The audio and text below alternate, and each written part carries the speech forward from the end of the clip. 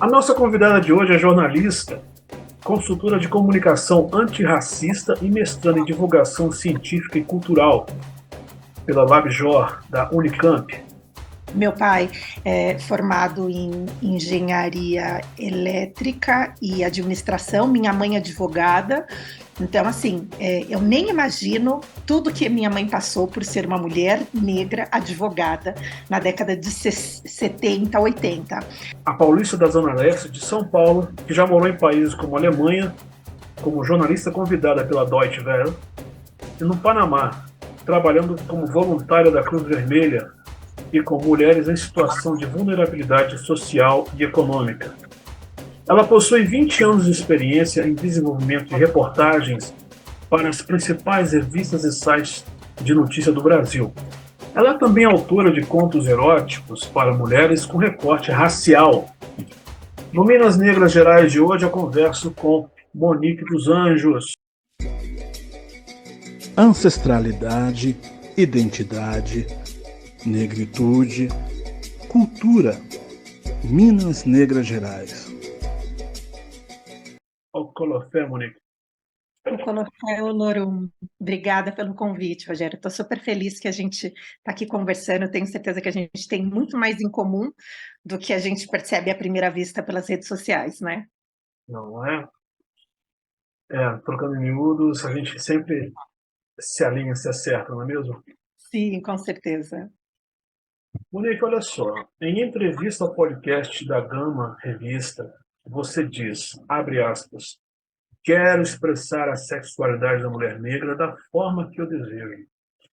Daí a gente poderia dizer que o seu trabalho de escrita de contos eróticos é uma forma de expressar um pouco a sua intimidade e até que ponto isso pode estimular outras mulheres negras no recorte racial.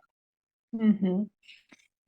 Eu diria que o primeiro objetivo dessa escrita de contos eróticos é saciar um interesse que eu tinha nesse tipo de leitura e que eu não encontrava pelos meios tradicionais. O que isso quer dizer? Que se você colocar hoje contos eróticos numa busca no Google ou qualquer outro buscador, a quantidade de informações que você vai receber que são nocivas, racistas, machistas e estruturalmente problemáticas é imensa. Assim como quando a gente quer assistir Netflix e a gente vai procurar uma protagonista negra e a gente precisa fazer uma busca minuciosa, assistir um filme com protagonismo negro não é simplesmente ligar a televisão e escolher qual você quer. Normalmente eu preciso fazer uma busca antes para saber onde eu encontro uma protagonista negra, especialmente se eu quiser fora de discussões que não sejam raciais. Então, o meu primeiro desejo era de suprir uma necessidade, um interesse que eu já tinha, por sempre ter escrito para mulheres e sobre mulheres, por ter trabalhado com questões de sexualidade desde o início da minha formação no jornalismo, em revistas femininas e para público feminino, e perceber que não havia ali uma voz que representasse minimamente quem eu sou, não só meus desejos, mas quem eu sou e quem eu represento. Então, eu diria que não. A minha escrita não tem a ver com os meus desejos íntimos. E eu tenho uma brincadeira com meu marido, eu publico e ele é um dos primeiros leitores, aí eu falo para ele, você não se atreva a repetir isso comigo, porque eu acho que seria muito injusto para expressar o que eu desejo sexualmente, eu fazer o caminho de escrever, publicar, colocar na internet, mandar um recado para que isso voltasse como uma realização. Então, os meus contos eróticos vêm muito mais de um lugar de observação, de um lugar de crítica, de um lugar de, acho que é de saciedade e também de preenchimento do que eu vejo que falta, do que desejos enrustidos ou uma forma de eu realizar qualquer tipo de fantasia. E em outra declaração à revista Cláudia, você diz o seguinte, abre aspas, já tinha escrito muito sobre sexo quando era jornalista. Até que um dia decidi pesquisar sobre contos eróticos. Mas de cara só encontrei palavras, coisas apelativas. E você Uhum. diz ainda, abre aspas, mulheres já faziam trabalhos incríveis, mas a visibilidade era escassa. Vi que tinha um mercado que precisava melhorar. O que é que o seu trabalho difere dos outros? Eu adorei essa pergunta. Sim, existem mulheres criando conteúdo pensado em outras mulheres, e são textos absolutamente extraordinários. Eu consigo listar alguns para você, como Share Your Sex, a própria Lilith, né? Somos Lilith, que é uma empresa da qual eu sou colaboradora, a gente está aí nesse momento de revisão de parceria para esse próximo ano, mas onde eu produzo não só contos eróticos exclusivos, mas também conteúdo falando sobre qualidade de vida sexual. Quem mais? A Afrodite Anônima, Wet Vivid Dreams, Dandara Afrodeusa, que é uma mulher negra absolutamente fantástica. Tem mais uma Dandara, eu preciso confirmar qual que é a arroba dela, mas também é uma outra mulher negra escrevendo sobre sexualidade e é uma fonte de inspiração riquíssima. Então, nós temos mulheres, mas eu citei aí para você o quê? 5. Eu consigo de bate-pronto, eu até fiz uma matéria que listava os 10 lugares para você ler contos eróticos pensado para mulheres. Agora, isso, num mar de produção de mais de 20 anos de internet, que foram feitas por homens, é irrisório. Você não vence nenhum algoritmo e nenhuma busca para encontrar naturalmente esses textos. Então, é sobre isso que eu estou falando. E não só o meu texto, mas a gente precisa convidar cada vez mais mulheres para falar de sexualidade das mulheres. Porque esse foi um campo, especialmente dentro da pornografia, que sempre foi dominado por homens. Então, é o ponto de vista deles. E eu acho que você não precisa nem de muito estudo literário para você bater um olho num texto escrito por um homem e perceber que ele foi escrito por um homem. E eu acho que isso não tem a ver com privilegiar o prazer da mulher, mas eu acho que tem a ver com perspectiva, tem a ver com ponto de vista, tem a ver com quem está segurando a câmera e filmando e quem está sendo filmado. Então, eu acho que é isso. E aí, no que o meu trabalho difere? O meu trabalho fala de corpos de mulheres gordas, de mulheres negras, fala de mulheres mais velhas, mulheres maduras, mulheres com filhos, casadas, solteiras, mulheres livres de maneira geral. E você não costuma ver esse tipo de descrição num conto erótico tradicional, né? Das primeiras buscas que você faz. E por que você não encontra? Porque não são tidas como as mulheres padrão. Aí a gente tem uma série de explicações, como a padronização dos corpos, gordofobia, capacitismo, a solidão da mulher negra. Todas essas mulheres, nós mulheres que não nos identificamos com aquela descrição do é a putinha, é a prima do amigo, é a enteada, é sempre uma mulher atrelada à figura de um outro homem. Então, a diferença dos meus textos é que ela parte do princípio de que a protagonista daquela história, seja uma mulher que quer ser submissa na cama ou que quer dominar, a premissa é: quem vai determinar o ritmo e quem vai descrever as sensações é a mulher. Isso não significa que o homem não tenha papel nenhum, ele precisa estar lá. Isso não quer dizer que eles sejam descartáveis, essa é uma conversa tão anos 2000, daquela época quando chegaram a popularização dos vibradores e diziam, mas então o homem não serve mais para nada? Poxa, homem não é só o falo, né? Então, a presença masculina é essencial, assim como a feminina. Assim como não precisa ser um casal, a gente pode pensar num trio, a gente pode pensar em relacionamento entre duas mulheres, mas sempre partindo do pressuposto de que o prazer da mulher precisa vir em primeiro lugar. Perfeito, perfeito. Bom, Monique, vamos falar um pouco da sua trajetória de vida. Daqui a pouco a gente volta mais nesse contexto aí. Eu queria que você falasse um pouco da sua trajetória, desde as suas origens, né, até você se tornar a grande jornalista que é hoje. Obrigada pelo grande. Não é? Então, acredito eu que houve toda uma trajetória, né, altos e baixos, aí, né? Resumindo aí, como é que foi o seio familiar, né? A ida para a universidade, como é que foi tudo isso? Perfeito. Eu gosto muito de começar com uma lembrança fortíssima que eu tenho da infância, que sou eu dentro de uma lavanderiazinha, um quarto que ficava do lado de fora da casa, e nós somos de Vila Inhocuné, que é a periferia da Zona Leste de São Paulo, onde na época era a última estação do metrô da linha vermelha. Hoje a gente tem mais Corinthians e Itaquera, ali pertinho do estádio do Corinthians. E por que eu estou contextualizando isso? Porque, assim, era um lugar de dificílimo acesso. Eu lembro quando transbordava a Gamelinha, que era o córrego da frente, mas, assim, nunca foi um espaço de pobreza. A minha família era de classe média e vivia muitíssimo bem. Eu lembro que a maior dificuldade financeira foi quando eles falaram, ó, não vai dar mais para ter presunto e queijo e não vai dar mais para pedir pizza.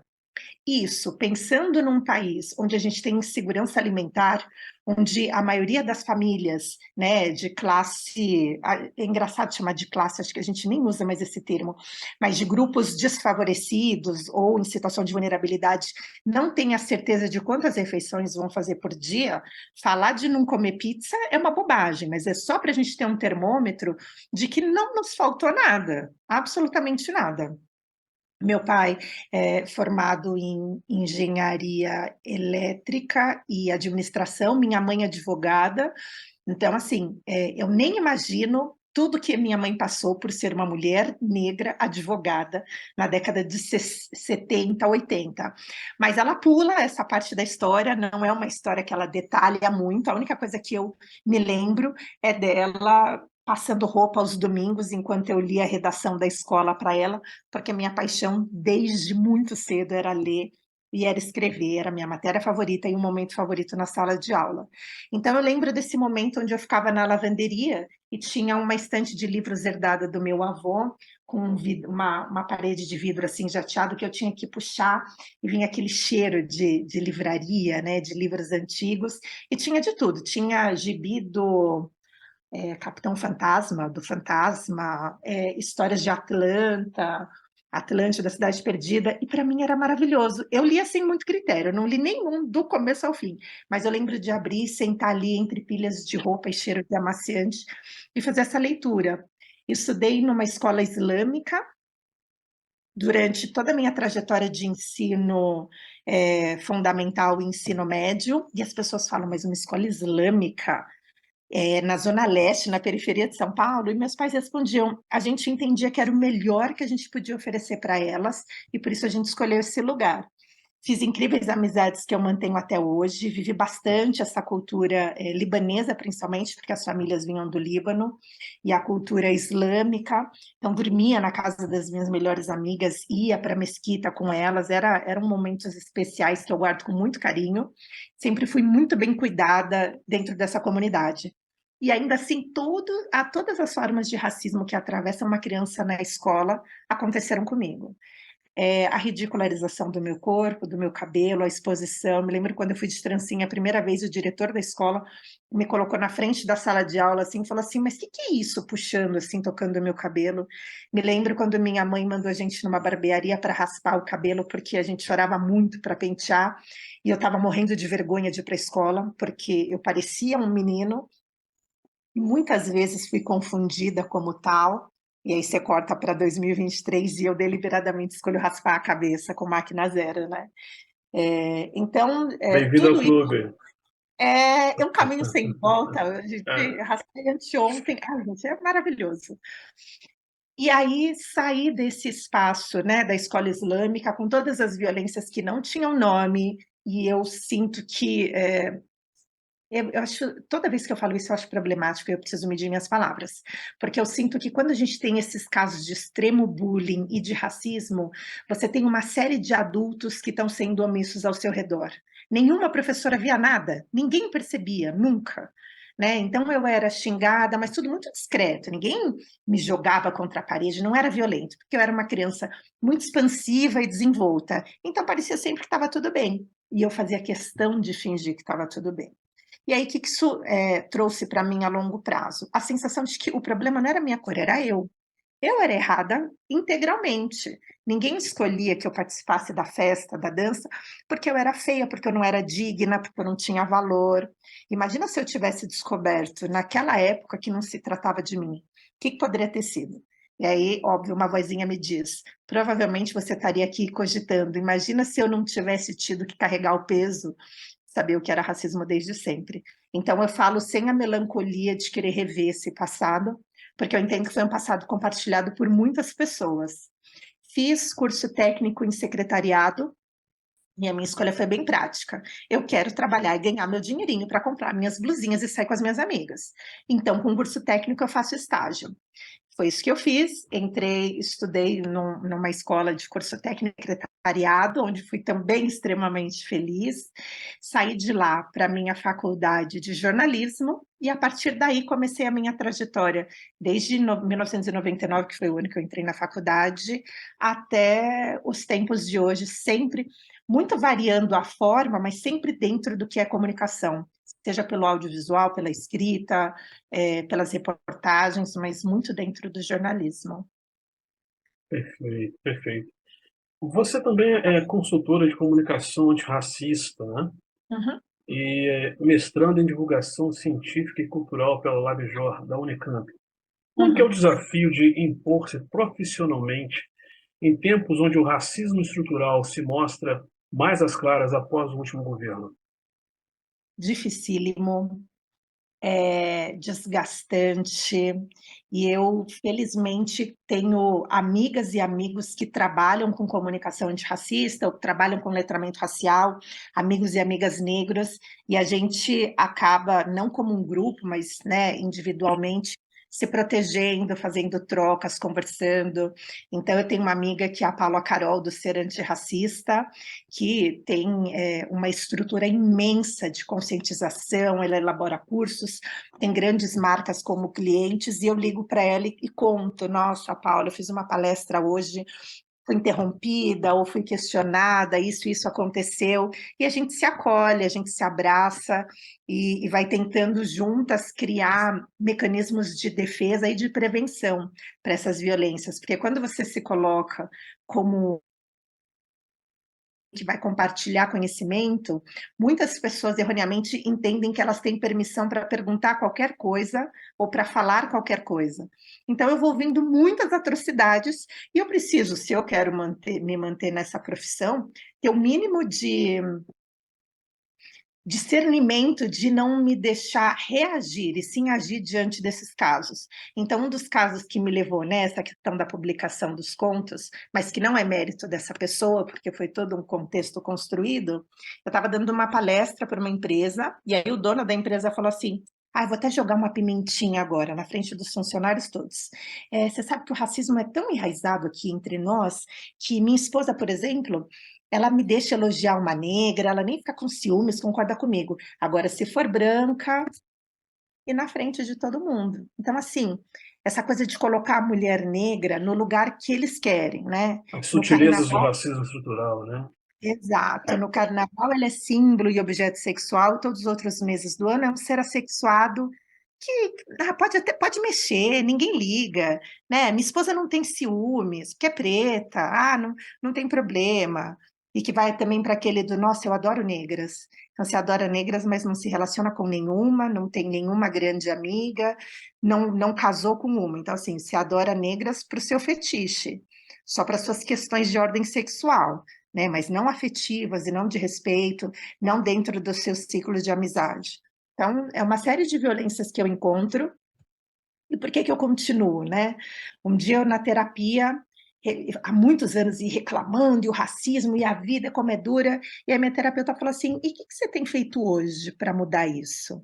Óbvio que era uma provocação, vindo de um lugar muito sincero. E na época eu não trabalhava com comunicação antirracista, fazia todo o meu trabalho como jornalista, escrevia reportagens, então, Cosmopolitan, Marie Claire, Super Interessante, Vida Simples, essas revistas que hoje nem são mais tão grandiosas, porque, né, é todo um império para muitas delas, e não todas, que já é decadente, fecharam, faliram, enfim, era onde eu estava. E aí eu falei, de fato, o que que eu tenho feito para tornar o mínimo número de pessoas, pelo menos com quem eu convivo, mais conscientes? E outra coisa, eu também percebia que, assim como grande parte das pessoas negras, se não todas, a gente não nasce com esse livrinho explicando o que significa ser negro ou negra no Brasil, como se proteger, de onde vem tudo isso. Quem, como nós, tem a pele retinta, Você não precisa se transformar numa pessoa negra, porque isso fica muito nítido assim que você sai do seu espaço familiar. Mas eu demorei para entender a Neuza Souza Santos quando ela fala no livro dela do tornar-se negro, que na verdade é muito além de reconhecer que a sua pele, sua origem é diferente da dos outros. É entender o que significa você habitar a pele que você habita no lugar onde você está. Então acho que passa por tudo isso. Será que eu Perfeito. respondi? Nossa! Eu creio que sim. É, Se você lembra de alguma coisa, fala aí. que era isso, né? Que era É. como é trabalhar com isso numa nação como o Brasil e que durante Uhum. 4 anos se sentiu legitimizada para falar atrocidades, para revidar, para dizer essas coisas, para chamar de macaco, para ridicularizar, Uhum. entendendo que eles tinham o aval e a chancela da pessoa que exercia o cargo de maior liderança. Então, de fato, eu me lembro quando saiu o resultado das primeiras eleições e o ex-presidente foi eleito e eu senti medo. Eu falei, eu verdadeiramente tenho medo de como eu vou estar mais vulnerável, como eu vou sair nas ruas agora. Então, é isso. Certo. O... Você é casada com um alemão e Uhum. mãe de 3 filhos, não é isso? Exatamente. Legal. Em sua opinião, como é que é educar os filhos no Brasil de hoje, tendo em vista uma cultura multiétnica e pelo fato de seus filhos terem dupla cidadania, se é que a gente pode dizer isso? Eles têm 3 cidadanias, porque eles nasceram no 3. Panamá. Ah, tá. E, e é tão rico, tão bonito e tão complexo ao mesmo tempo, porque eu não consigo negar a eles metade de quem eles são, se a gente for pensar só em mãe e pai, né? Só em Alemanha e Brasil. Do Panamá, eles têm pouquíssima recordação, mas como foi, nós ficamos 5 anos no Panamá, de 2012 a 2017, e foi um tempo tão bonito, também de muito aprendizado, porque eu imaginei, mais latinos, perto do Caribe, perto da República Dominicana, perto da Colômbia, né? Vou encontrar tantas pessoas negras, e você acredita que são um grupo que não se identifica como pessoas negras, eles não se veem racializados, e existe um racismo tremendo, vindo dos panamenhos, vindo dos colombianos, a ponto de uma pessoa colombiana que trabalhava com a gente falar assim, nossa, se eu namorasse uma pessoa negra, meu pai me tirava de casa. Ou então, quando a gente se mudou para um condomínio que era de expatriados, a pessoa da frente perguntar, pero que hace un fulo com na chomba? Que é assim, uma forma horrível de dizer, o que está fazendo esse branco com essa pessoa preta, sabe? Então, não vou dizer que o Panamá, por isso, foi, né, um conto de fadas, mas apesar disso, foi um momento extremamente feliz. E quando nós voltamos, a mais velha falava só espanhol, e lá ela estudava numa escola americana, porque na época não tinha uma escola alemã. Então, em casa, ela falava alemão com o pai, português comigo, espanhol com os amigos e inglês na escola. Quando ela chegou aqui, óbvio que ela teve total dificuldade de se ambientar na escola, porque não dominava o português, muito embora tenha sido a única língua com a qual eu sempre me expressei com ela. Então, a gente não forçou a manter o espanhol, até porque não cabia, não tinha como. E aí ela hoje só fala o português e o alemão. E o mais novo, o que na época era o mais novo e agora é do meio, não ainda estava alfabetizado. Alfabetizado não, ainda não falava, tinha 1 ano e pouco. Então, eles têm pouquíssima memória, e a gente traz muito nas coisas da decoração, na Copa, a gente, será que o Panamá entra ou não? Vai ser classificado? Não vai? A gente tem as camisetas do Panamá. Nós temos muitos amigos panamenhos e amigos que a gente conheceu durante essa época no Panamá, venezuelanos, argentinos e tal.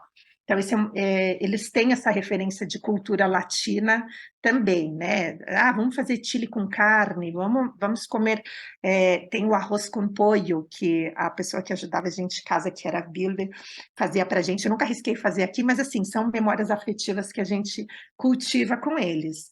E aí, com relação à Alemanha e o Brasil, eu falo para eles, a mamãe é negra, o papai é branco, e aí começa a ficar mais difícil. Eu falo, vocês ainda vão escolher como vocês se identificam. Hoje a gente pode falar que uma pessoa negra e uma pessoa branca juntas vai ter filhos pardos. Mas será que é assim que as pessoas veem vocês? E aí eu tento passar para eles, muito embora eles sejam muito novos, e eu falo para eles, vocês são negros? Ah, mas e o papai? Vocês têm parte do papai também. Mas de que cor vocês estão mais próximos? Será que é a cor do papai ou é a cor da mamãe? Aí a gente coloca a pele assim, acho que é um pouco a cor da mamãe, né? Mas o que tem do papai? Ah, eu tenho a testa, eu tenho o nariz, eu tenho o queixo. E aí a gente vai trazendo isso para mais próximo. A família do meu marido, nós somos muito próximos a eles também, mas eles estão lá na Alemanha. Então a gente não tem convívio, mas tem a troca de ligações, tem as chamadas virtuais, tem mandar o cartãozinho, tem eles estarem com essa proximidade. E a escola, por ser uma escola alemã, permite uma imersão cultural tão grande quanto a brasileira. Então, todas essas tradições alemãs, né, do primeiro dia de aula com um cone, ou do calendário do advento, ou do San Martin, sair para recolher doces no dia de San Martin, tem uma série de coisas que são trazidas da cultura alemã para eles, e que é muito natural, eles nem estranham, né? A Páscoa e fazer os ovos com ovos naturais, enfim.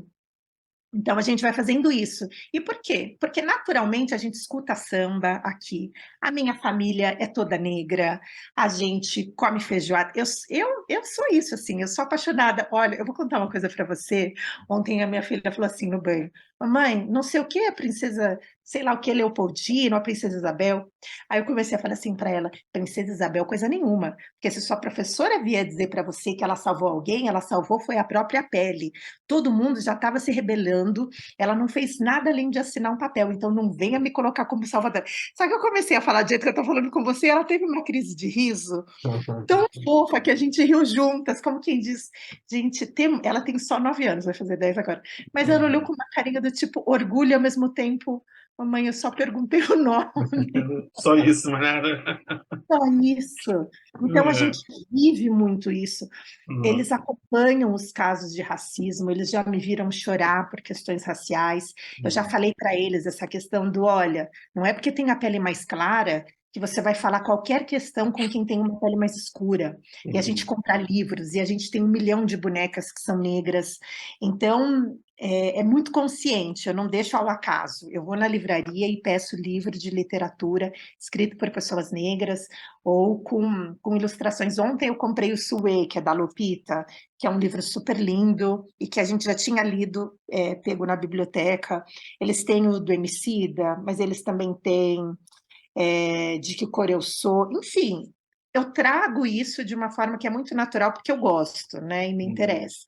Então, a cultura alemã, eu preciso me esforçar mais, assim, né, e meu marido também, para inserir, porque no Brasil, acho que naturalmente as referências são mais fortes. Muito bem. Queridíssima, estamos chegando ao final dessa super entrevista. Não é? Já. O nosso tempo é sempre meio Ai, que curto aqui, pena! é só para dar um gostinho de quero mais, mas com certeza você vai estar aqui em outras eventualidades. Es freut mich, Sie kennenzulernen. Danke, gleichfalls. Das war super. Ich konnte noch eine Stunde hier mit dir sprechen und so. Das war sehr, sehr schön. Ich freue mich. Genau, mir auch. Ja. Deixa agora um recadinho a todos os pretos e pretas do Brasil afora. Diga lá. Olha, continue acreditando em você. Eu sei que é muito difícil. Eu sei que tem dias que eu falo assim, eu vou fazer diferente. Eu não acredito que eu caí nessa de novo. Só que todos os dias a gente deita, dorme e felizmente a gente continua acordando sendo preto, sendo preta. Isso é algo extraordinário que poucas pessoas querem repetir para a gente. Toda essa grandiosidade, a cor da nossa pele. Vá tomar sol, se escureça, esteja com iguais, ame, seja amada, seja amado, e não questione quando esse amor vem, porque é tão fácil a gente falar assim, mas o que eu tenho para oferecer para essa pessoa estar próxima de mim? A gente tem um mundo de coisas para oferecer. E eu falo, não porque eu já acredito, mas eu falo principalmente para não esquecer. É isso.